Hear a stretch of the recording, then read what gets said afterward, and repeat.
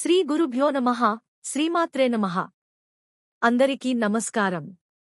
ఈసారి సంక్రాంతి పండుగ కీడు గురించి ముఖ్య విషయాన్ని అందరికీ తెలియాలని ఈ వీడియో చేయడం జరిగింది. ఈసారి సంక్రాంతి పండుగ యొక్క కీడు గురించి ధర్మ సందేహం చాలామందికి ఉంది. ఒక్క కొడుకు ఉన్నవాళ్లు ఈ గాజులు పరిహారం చేయాలా లేక వద్దా అనే విషయాన్ని గురించి ఈ వీడియోలో మనం తెలుసుకుందాం. ఈ వీడియోకి ఒక లైక్ వేసి మీ ఫ్రెండ్స్కి షేర్ చేయండి. అలాగే జై శ్రీకృష్ణ అని ఒక చిన్న కామెంట్ చేయండి.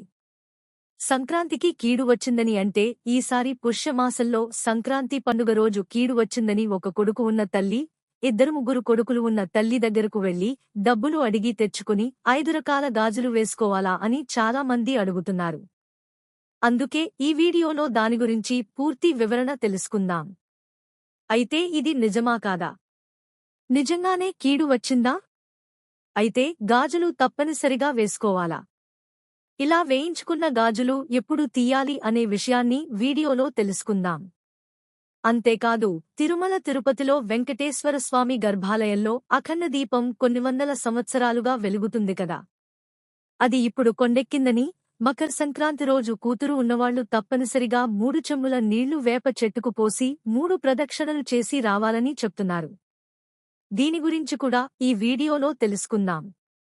మనకు ఈ సంక్రాంతికి కీడు వచ్చిందని ఒక కొడుకు ఉన్న తల్లి, ముగ్గురు కొడుకులు ఉన్న తల్లుల దగ్గరకు వెళ్లి, అది కూడా 5 తల్లుల దగ్గరకు వెళ్లి డబ్బులు తెచ్చుకొని గాజులు వేయించుకోవాలని, భర్తను డబ్బులు అడగకూడదని, మీ పర్సులో ఉన్న డబ్బులతో కాకుండా 5 తల్లుల దగ్గరకు వెళ్లి డబ్బులు అడిగి తెచ్చుకోవాలని, ఆ డబ్బులతో గాజులు వేయించుకోవాలని 2 కొడుకులు ఉన్న తల్లులు 10 మంది దగ్గర డబ్బులు అడిగి తెచ్చుకుని మట్టిగాజులు వేయించుకోవాలని అంటున్నారు. ఒకవేళ అలా వేయించుకోకపోతే ఒక కొడుకు ఉన్న తల్లికి అలానే కొడుక్కి ఇబ్బందులు కలుగుతాయని, అందుకనే తప్పనిసరిగా ప్రతి ఒక్కరు కూడా ఇలా చేయాలని అనుకుంటున్నారు. ఇంకా కొంతమంది అయితే సౌభాగ్యవంతులు ఎవరైతే ఉన్నారో వారంతా కూడా అలా డబ్బులు అడిగి తెచ్చుకుని గాజులు వేయించుకోవాలని అంటున్నారు. మేము కూడా కొన్ని వీడియోలను గమనించడం జరిగింది.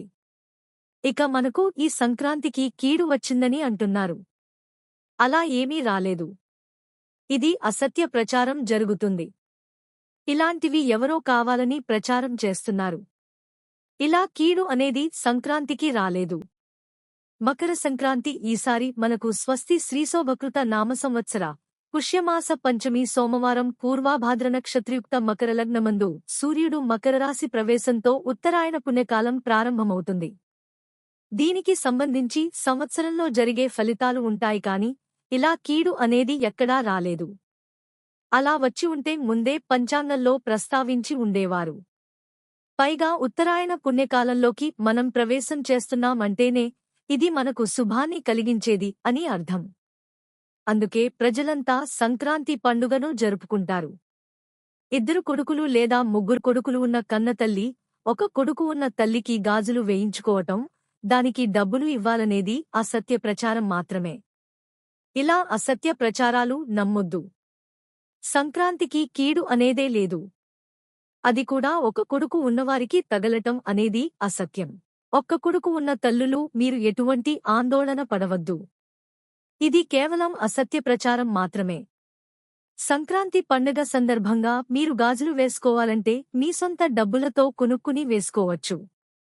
అందులో ఎటువంటి అభ్యంతరం లేదు.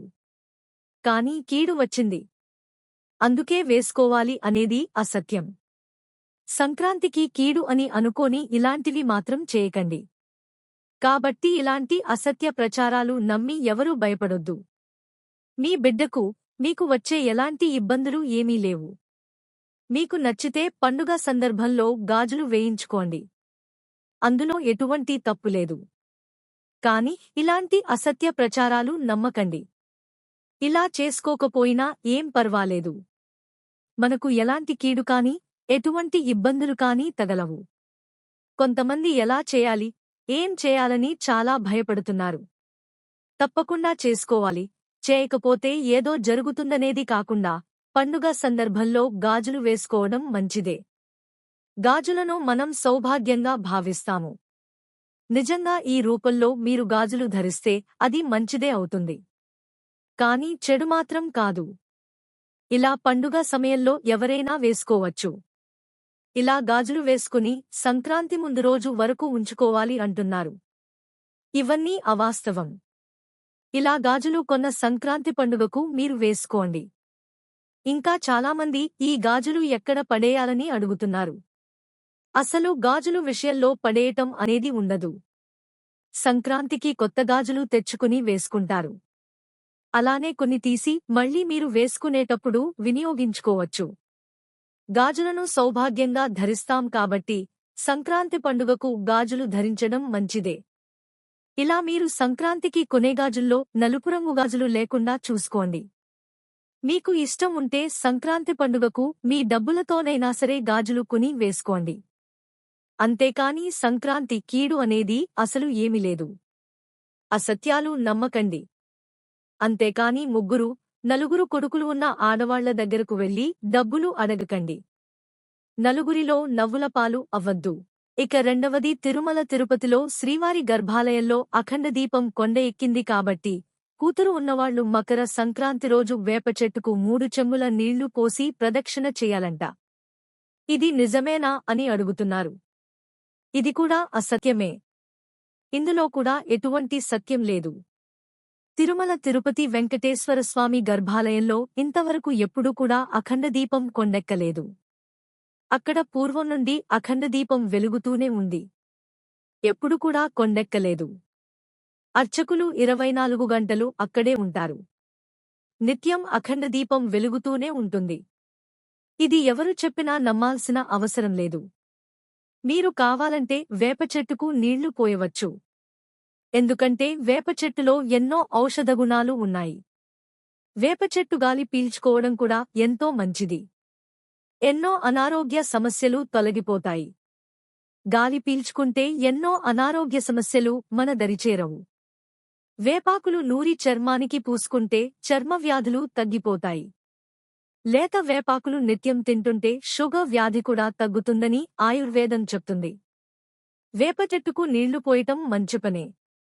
అంతేకాని కూతురు ఉన్నవాళ్లు మాత్రమే నీళ్లు పోయాలి, లేకుంటే వాళ్లకు కీడు అంటే అది అసత్యం మాత్రమే. తిరుమల గర్భాలయంలో అఖండ దీపం కొండెక్కింది అనేది అవాస్తవం. ఇలాంటి అవాస్తవాలు నమ్మకండి. చెట్లుకు నీళ్లు పోయటం శుభమే. అది కొడుకులు ఉన్నవారైనా, కూతుర్లు ఉన్నవారైనా, పిల్లలు లేనివారైనా ఎవరైనా సరే పోయవచ్చు. ఆ చెట్లులో భగవంతుడు ఉంటాడు కాబట్టి భగవంతుని అనుగ్రహం అందరికీ కలుగుతుంది. కాని ఇటువంటి అసత్య ప్రచారాలు నమ్మకండి. మకర సంక్రాంతి రోజు ఈ దానాల్లో ఏది చేసినా అందరికీ అంతా శుభమే జరుగుతుంది. మకర సంక్రాంతి రోజు రజతం కాని, భూమిని కాని, గోవులను కాని, ధాన్యం కాని, బియ్యాన్ని కాని, వస్త్రములను కాని, పండ్లను కాని, కాయకూరలు లేదా గుమ్మడికాయ మొదలైనవి దానం చేయడం వల్ల శుభం కలుగుతుంది. మా వీడియోస్ చూసినందుకు ధన్యవాదములు. దయచేసి మా ఛానల్ని లైక్ చేసి సబ్స్క్రైబ్ చేసుకుని మమ్మల్ని సపోర్ట్ చేయండి.